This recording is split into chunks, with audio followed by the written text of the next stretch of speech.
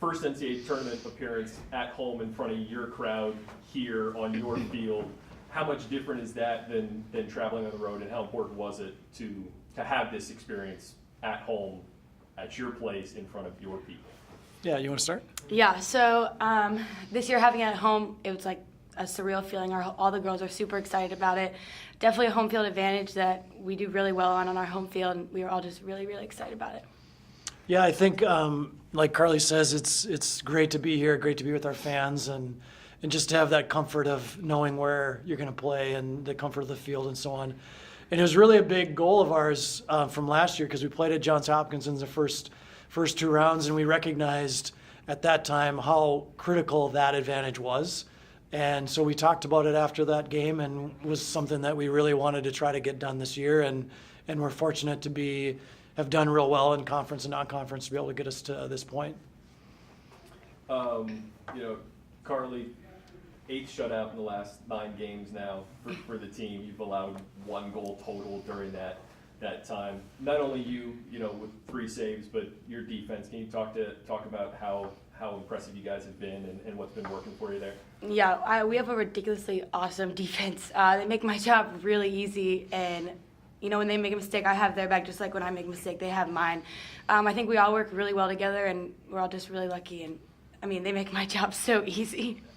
Is there more of a comfort level for you now in the NCAA tournament last year, having played both games? Does it become a little bit easier in a do or die situation now with games under your belt, having been out there before, now with your 3rd NCAA tournament game in goal? Does it make it a little bit easier? Yeah, this time I would definitely say it's a lot easier. My nerves are a lot less this year, I think, because of how well we've been doing, and we have the home field advantage.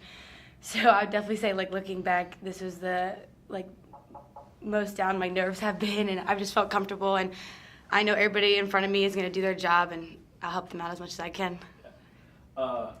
How much of an advantage was for you to get a significant lead and be able to use a lot of your players, get them in an NCAA tournament game, get them postseason experience? Yeah, it was an ideal situation for us, really. We were hoping to take control of the game, ideally score early, but just take control of the game in the sense of getting chances. And they don't cause us trouble, and hats off to Cabrini, because their game plan frustrated us a little bit. We had the ball a lot but couldn't find a whole lot of openings. But after a couple goals went in, our confidence started to rise a little, and to get goals really from 6 different people is pretty unique.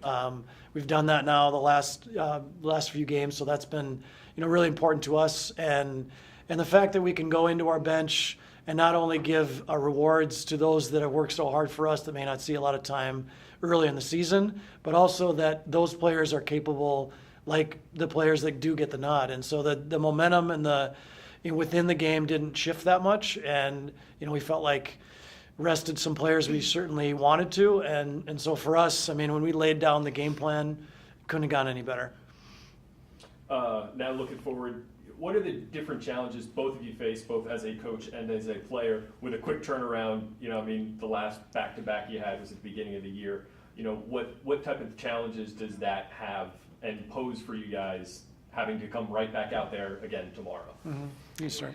Well, I think tomorrow, obviously, I think it will be a better team. So a challenge for me is just if I can step up and make more saves, because my job has been pretty easy up until this point. So hopefully I just show up tomorrow and can make more saves. Yeah, I think through the course of the year, we've scheduled appropriately so that we've kind of trained for this in some ways. we've scheduled back-to-back games intentionally.